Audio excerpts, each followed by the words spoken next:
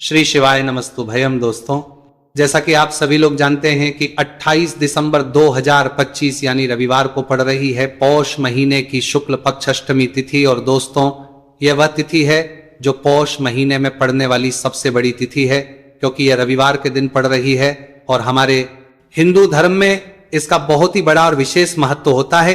पूज्य गुरु जी ने कहा है कि अगर कभी भी मौका लग जाए और पौष महीने की अष्टमी तिथि रविवार को पड़ जाए तो आप लोगों को सिर्फ और सिर्फ 11 गेहूं के दाने वाला उपाय तो अवश्य ही करना चाहिए, क्योंकि इन दोनों तिथियों का संयोग बहुत ही कम आता है। इसी के साथ दोस्तों, गुरुजी ने कहा है कि जब भी पौष महीने की अष्टमी तिथि पड़े तो आप लोगों को सिर्फ और सिर्फ 11 गेहूं के दाने वाला उपाय तो अवश्य करना। यह उपाय इतना खास है कि अगर आपने सही मुहूर्त पर सही क्रिया अनुसार 11 गेहूं के दाने वाला उपाय कर लिया, जो प्राचीन काल के समय का महा उपाय है, तो मान के चलिए दोस्तों, महादेव जी के आशीर्वाद से आपके जीवन का कितना ही बड़ा दुख हो उससे आपको मुक्ति मिल जाएगी। आपकी कोई भी मनोकामना हो, मान लीजिए आप नौकरी की तैयारी कर रहे थे तो आपकी नौकरी लग जाएगी, आपका बंद पड़ा व्यापार चल पड़ेगा। और दोस्तों, आप जिस बीमारी से आप बहुत दिनों से परेशान थे उस बीमारी से आपको मुक्ति मिल जाएगी। आपके जीवन में धन आना शुरू हो जाएगा, आपके जीवन में धन आने के नए नए रास्ते खुल जाएंगे। और मान के चलिए दोस्तों, फिर आपको किसी भी प्रकार की परेशानी का सामना नहीं करना पड़ेगा। इसीलिए दोस्तों, 28 दिसंबर रविवार के दिन आप लोगों को इस वाले उपाय को जरूर कर लेना है। भले ही आपने पूरे साल भर इस उपाय को न आ गया दोस्तों किया हो, पर अगर आपने इस पौष महीने में पड़ने वाली अष्टमी तिथि के दिन अगर इस वाले उपाय को कर लिया तो आपको इस उपाय को करने का वो फल मिलेगा जिसकी आपने कभी भी नहीं करी होगी। इसीलिए आप लोग इस गेहूं वाले उपाय को एक बार जरूर कर लेना, ताकि आप लोगों के हाथ से यह मौका ना जा सके और आपको इस उपाय को करने का फल मिल सके। दोस्तों, यह उपाय पंडित जी ने अपनी अभी की ही शिव महापुराण की कथा में बताया है, जो इस उपाय को आज हम आपको बहुत अच्छे से समझाने वाले हैं। इस वीडियो को देखने के बाद इस उपाय को समझने के लिए आपको कोई और वीडियो को देखने की जरूरत नहीं पड़ेगी। तो दोस्तों, इस उपाय को आपको कैसे करना है, कब करना है, कहां पर करना, और उपाय को करते समय आपको किन किन गलतियों को नहीं करना है और आपको किन किन बातों का ध्यान रखना है, यह सारी जानकारी हम आपको इस वीडियो में देंगे। तो चलिए भक्तों, उपायों को शुरू करते हैं। अगर आप भी चाहते हैं कि महादेव जी का आशीर्वाद आप पर सदैव बना रहे तो वीडियो को लाइक करें, चैनल को सब्सक्राइब करें और कमेंट बॉक्स में हर हर महादेव जरूर लिखें। और अपने फायदे के लिए, गरीबी दूर करने के लिए इस वीडियो को पूरा देखकर जाना। यदि आज आपने वीडियो को बीच बीच में से देखा, काट काट कर देखा, तो जीवन में आपको कभी सफलता हासिल भी नहीं होगी। दोस्तों, ये 28 दिसंबर रविवार अष्टमी तिथि का दिन ये इतना खास होता है, इतना महत्वपूर्ण होता है। देखा गया है कभी कभी बड़े बड़े पूजा पाठ अनुष्ठान से जो मनोकामना पूर्ण नहीं होते, वो 28 दिसंबर रविवार के दिन एक छोटे से उपाय करने से ही आपकी मनोकामना पूर्ण हो जाती है। अब हम समझते हैं इस वाले उपाय को हमें करना किस समय है। इस 11 गेहूं के दाने वाले उपाय को हमें पौष महीने के रविवार के दिन करना किस समय है। तो देखिए, इस उपाय को करने का जो समय है वह सुबह का समय है और शाम का समय है। अब देखिए, यहां पर हम मुख्य रूप से सुबह का समय नहीं बोलेंगे, क्योंकि 28 दिसंबर रविवार अष्टमी तिथि का दिन है और इस दिन प्रदोष काल के समय का बहुत महत्व होता है। बाकी अगर सुबह के समय भी करेंगे तो भी अच्छा होगा, उसमें कोई भी दिक्कत वाली बात नहीं है। तो चलिए जानते हैं इस विशेष उपाय के बारे में। लेकिन उससे पहले एक प्रार्थना, अगर आप इस चैनल पर नए हैं तो आप इस वीडियो को लाइक करें, चैनल को सब्सक्राइब करें और कमेंट बॉक्स में आप अपनी राशि या अपना नाम जरूर डाल दें, क्योंकि हम राशि से भाग्य भी बताते हैं और भाग्य में चल रही परेशानियों को दूर करने के लिए वह आसान से आसान उपाय भी बताते हैं। तो चलिए अब हम अपने सबसे पहले उपाय की बात कर लेते हैं। देखो, गुरु जी ने कहा है कि अगर रविवार के दिन अष्टमी तिथि पड़ जाए तो इस दिन आपको 11 गेहूं के दाने वाला उपाय तो अवश्य ही करना चाहिए। देखो, यह उपाय यदि आपके जीवन में कर्जा बहुत अधिक है, आपके जीवन में संकट बहुत अधिक रहते हैं, आपके ऊपर बहुत अधिक विपदा आ रही है, बार बार आपको अपने व्यापार में और अपने धन में हानि देखने को मिल रही है कि आपको प्रत्येक कार्य में हानि हो रही है, तो आपको यह उपाय करना चाहिए। देखिए, इस उपाय के लिए आपको 11 गेहूं के दाने आपको लेने हैं, ठीक है। 11 दाने लेने के बाद में आपको जरूरत होगी चावल के दानों की। 11 चावल के दाने और 11 गेहूं के दाने और चावल के दाने खंडित नहीं होने चाहिए। अब आप कहोगे भैया गेहूं कहां से लेने हैं। देखो, आपको किसी भी किराना स्टोर पर गेहूं के दाने आपको आसानी से मिल जाएंगे, जाकर ले लेना, ठीक है ना। 11 गेहूं 11 चावल के दाने लेने हैं। साथ ही साथ आपको एक तांबे का लोटा है और उस तांबे के लोटे में आपको जल भरना है। जल आपका खुद के घर का होना चाहिए, मंदिर का नहीं होगा।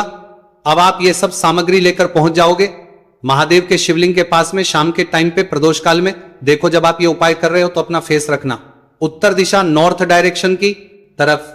अब यहां पर जो मैं आपको क्रम बताने जा रहा हूं ना, उस मेरे क्रम को बहुत ध्यान से सुनिए। महादेव को अगर कोई सबसे प्रिय है ना, तो उनकी सबसे छोटी पुत्री जिनका नाम है माता अशोक सुंदरी, जो आपके पास में चावल 11 दाने हैं ना, उन चावल के 11 दानों को माता अशोक सुंदरी के स्थान पर आपको अपना नाम और गोत्र बोलते हुए समर्पित कर देने हैं, है ना। और चावल के दानों को रखने के बाद में जो आपके पास में तांबे का लोटा है ना, उस तांबे के लोटे को कहीं पे भी हम जल नहीं चढ़ेंगे। सिर्फ और सिर्फ माता पार्वती का जो हस्तकमल आपको दिख रहा है, यहीं पे गोल गोल आपको समर्पित करना है उसी जल को, और कहीं नहीं। ना तो माता अशोक सुंदरी के स्थान पर, ना तो शिवलिंग के ऊपर, सिर्फ आपको यहां पे गोल गोल जलाधारी पर आपको उस जल को समर्पित करना है। अब आपके पास में बचे हुए हैं 11 गेहूं के दाने और बचे हैं। उन्हीं 11 गेहूं के दाने को आपको अपनी मनोकामना, अपने विशेष कहते हुए महादेव के शिवलिंग के ऊपर अगर आप अष्टमी तिथि के दिन प्रदोष काल में समर्पित कर देते हैं, तो आपकी जो भी मनोकामनाएं होंगी, जो भी विश होंगी, महादेव पूरी जरूर करते हैं। अन्न को समर्पण करने से, उस खासकर गेहूं को समर्पण करने से हमारी इच्छाएं पूरी होती हैं। और अगर वह दिन रविवार अष्टमी तिथि का दिन हो, तब तो इससे सुंदर संयोग कुछ भी नहीं हो सकता। आपकी इच्छाओं को पूरा करने के लिए स्पेशल बहुत प्यारा सा उपाय आप सभी को जरूर करना है। ध्यान में रखिएगा, यह उपाय प्रदोष काल में करना है। देखो, गुरु जी ने कहा है भगवान शिव के शिवलिंग पर 33 कोटि देवी देवताओं का वास होता है। अगर हम शिवलिंग के सामने कुछ भी उपाय करते हैं तो हमारे सभी देवी देवता हमसे खुश हो जाते हैं। यह उपाय आपको अवश्य करना है। देखो, सुबह के टाइम नहीं कर सकते, ठीक है। अब बात करते हैं अगले उपाय की। देखो, इस उपाय के लिए आपको लेना है एक गोल बाती का दीपक। आप चाहे तो मिट्टी का ले सकते हैं या फिर घर से शुद्ध आटा मढ़कर उसका दीपक आप तैयार कर सकते हैं। इसके बाद आपको लेना है शुद्ध गाय का घी। अगर वो नहीं है तो कोई भी देसी घी इस्तेमाल कर सकते हैं, जिससे आपको दीपक प्रज्वलित करना है। देखो, अब ये सब सामग्री लेकर आपको जाना है प्रदोष काल में आपके घर पर तुलसी जी के घेरे के पास में। देखो, ये उपाय तो आपको अवश्य करना है। देखो, वहां पहुंचकर सबसे पहले वो दीपक आपको प्रज्वलित कर देना है और का 11 बार जाप करना है। उसके बाद आपको अपने सीधे हाथ में थोड़ी हल्दी लेकर उस दीपक में अपना नाम और गोत्र बोलते हुए डाल देना है। उसके बाद माता लक्ष्मी से आपको प्रार्थना करना है कि हे महालक्ष्मी, हमारी सभी दुख तकलीफों को दूर करो। हे महादेव, हमारे सब दुख कष्टों को खत्म करो। इस भावना से आपको यह उपाय करना है।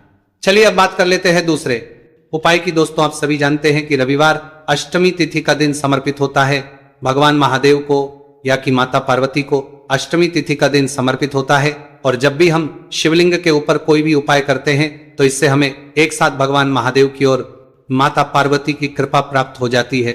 देखिए दोस्तों, गुरुदेव ने बताया है कि रविवार के दिन किया जाने वाला यह सबसे खास और सर्वश्रेष्ठ उपाय है। 7 चने की दाल लेनी है। देखिए, आप 7 चने की दाल भी ले सकते हैं या फिर 11 भी ले सकते हैं, 21 या फिर 108 चने की दाल ले सकते हैं। यदि आप 21 चने की दाल लेते हैं तो यह आपके उपाय के लिए अत्यधिक सर्वोत्तम होता है। तो इस प्रकार से आप कम से कम 7 चने की दाल ले सकते हैं और अधिक से अधिक आप 108 चने की दाल ले सकते हैं। अब देखिए, इसी के साथ में आपको मात्र 1 लोटा शुद्ध जल लेना होगा तांबे के पात्र के अंदर अपने ही घर से, और साथ ही में आपको मात्र 1 से 2 गू के टुकड़े भी लेने हैं। देखिए, रविवार अष्टमी तिथि का दिन भगवान महादेव को होता है। आपको ये जो सारी सामग्रियां हैं, इन्हें लेकर के पहुंच जाना है भगवान शिव के मंदिर में। इस उपाय को आप सुबह से लेकर के शाम तक किसी भी समय में कर सकते हैं, लेकिन यदि आप शाम के समय इस उपाय को करते हैं तो यह उपाय आपके लिए और अधिक सर्वोत्तम होता है। तो यदि आपको प्रदोष काल के समय में मिल जाता है तो फिर आप प्रदोष काल में भी कर सकते हैं, या फिर आप पूरे ही दिन में किसी भी समय इस उपाय को कर सकते हैं। शिव मंदिर पहुंचने के बाद सबसे पहले तो आपको दक्षिण दिशा में बैठ जाना है। उत्तर दिशा की तरफ आपको अपना मुख कर लेना है।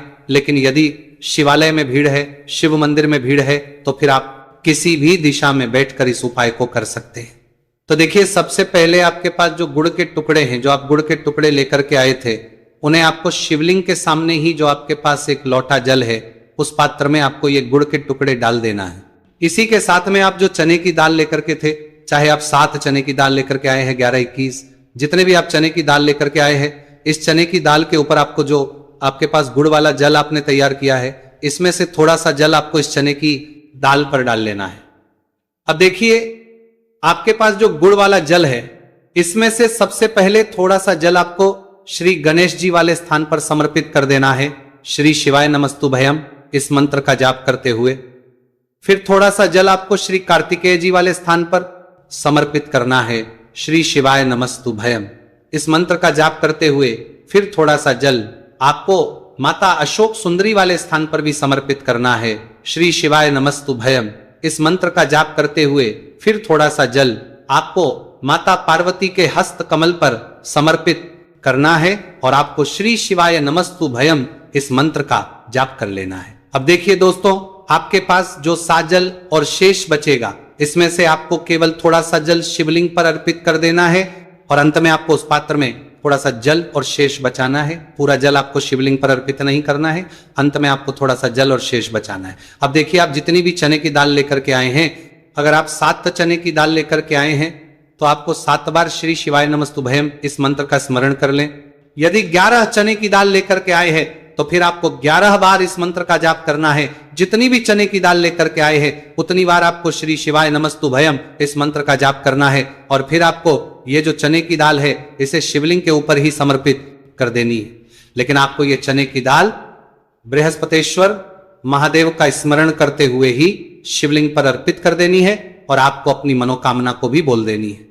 आप जो भी मनोकामना है, चाहे वह धन प्राप्ति को लेकर हो, नौकरी से संबंधित हो, विवाह से संबंधित हो, या फिर आपके मकान जमीन जायदाद से संबंधित हो, चाहे ग्राहक क्लेश से संबंधित हो, या फिर किसी भी प्रकार की जो मनोकामना है उसे आपको बृहस्पतेश्वर महादेव से परिपूर्ण करने की प्रार्थना कर लेनी है। और इसके बाद आपके पास जो पात्र के अंदर थोड़ा सा से जल और बचा हुआ था, इसे भी आपको धीरे धीरे भगवान शिव की परी अर्पित कर देना होगा। श्री शिवाय नमस्तुभयम इस मंत्र का जाप करते हुए पूज्य गुरु जी कहते हैं कि पौष महीने का रविवार अष्टमी तिथि को जो भी व्यक्ति इस प्रकार से ये चमत्कारिक उपाय कर लेता है तो उसकी जो मनोकामना है वह भगवान लक्ष्मी नारायण की कृपा से तथा महादेव की कृपा से बहुत ही जल्द परिपूर्ण हो जाती है। बात करते हैं अगले उपाय की। देखो, इस उपाय के लिए आपको मात्र 2 लौंग लेनी होगी या कि आपको लौंग का जोड़ा लेना है। 2 फूल वाली आपको लौंग लेनी होगी। है लौंग का जोड़ा कहीं से भी खंडित नहीं होना चाहिए, इस बात का ध्यान रखें। इसी के साथ में आपको लेना होगा लाल चंदन का पाउडर। देखिए, यदि आपके पास लाल चंदन की लकड़ी है तो उसे घिसकर भी आप चंदन के रूप में प्रयोग कर सकते हैं। यदि पाउडर है तो उसका भी आप अपने उपाय के लिए प्रयोग कर सकते हैं। देखिए, चंदन जो है वो तेज का प्रतीक माना गया है और साथ ही साथ जीवन के अंधकार को दूर करने का प्रतीक माना गया है। अब इसी के साथ में आपको मात्र एक तांबे के पात्र के अंदर शुद्ध जल लेना होगा अपने घर से। अब दोस्तों, ये तीनों सामग्री लेकर के सीधे आपको पहुंच जाना होगा भगवान शिव के मंदिर में। देखिए, इसी के साथ में आपको एक गोल बाती का दीपक भी लेना होगा। दीपक आप मिट्टी का भी ले सकते हैं, शुद्ध आटा मढ़कर उसका भी तैयार कर सकते हैं और दीपक में आप शुद्ध घी का प्रयोग करना है। लेकिन जैसे ही आप इन सभी सामग्रियों को मंदिर में लेकर के पहुंचेंगे, मंदिर में जैसे ही आप चौखट के वहां पर पहुंचेंगे तो मंदिर की चौखट के सीधे तरफ आप जो अपने साथ एक गोल बाती का दीपक लेकर के आए हैं उसे आपको सबसे पहले तो प्रज्वलित कर देना है। यानी कि जैसे ही आप मंदिर की चौखट के वहां पर प्रवेश करते हैं तो उसके सीधे तरफ आपको ये गोल बाती का दीपक प्रज्वलित कर देना है। अब देखिए, जैसे ही ये दीपक प्रज्वलित करेंगे तो आपकी जो भी मनोकामना है उससे आपको बोल देना है। आप इस दीपक को इस प्रकार से प्रज्वलित करने के बाद इन सभी सामग्रियों को शिवलिंग के पास में लेकर पहुंच जाना है। अब देखिए दोस्तों, आपके पास जो एक तांबे के पात्र के अंदर शुद्ध जल है उसमें से आपको केवल आधा लोटा जल ही भगवान शिव के शिवलिंग पर अर्पित करना है। आधा लोटा जल आपको उसी पत्र के अंदर बचा लेना है। अब दोस्तों, पास जो 2 लौंग है यानी कि लौंग का जोड़ा है, उससे आपको अपना नाम और अपने गोत्र को बोलते हुए आपकी जो भी समस्या चल रही है, आपके जीवन में जो भी परेशानी उत्पन्न हो रही है, उन्हें आपको बोल देना है। और ये जो लौंग का जोड़ा है इसे आपको भगवान शिव के शिवलिंग पर अर्पित कर देना है। जैसे आप ये 2 लौंग शिवलिंग पर चढ़ाएंगे तो अपना हाथ जो है वहां पर आपको रखना है और महादेव से आपको करनी है कि मेरे जीवन की ये जो परेशानियां हैं ये सभी दूर हो जाए। यानी कि आपके जीवन में धन की संबंधित परेशानी चल रही है, कर्ज की समस्या चल रही है, बच्चों का पढ़ाई लिखाई में मन नहीं लग पा रहा है, घर के जो आर्थिक संकट है वह सभी दूर हो, व्यापार आपका ढंग से नहीं चल पा रहा है, घर में रोग की स्थिति बनी हुई है, यानी कि जिस भी प्रकार की आपकी समस्याएं हैं उसे आपको बोल देना है और महादेव से इन सभी समस्याओं को दूर करने के लिए आपको प्रार्थना कर लेनी है।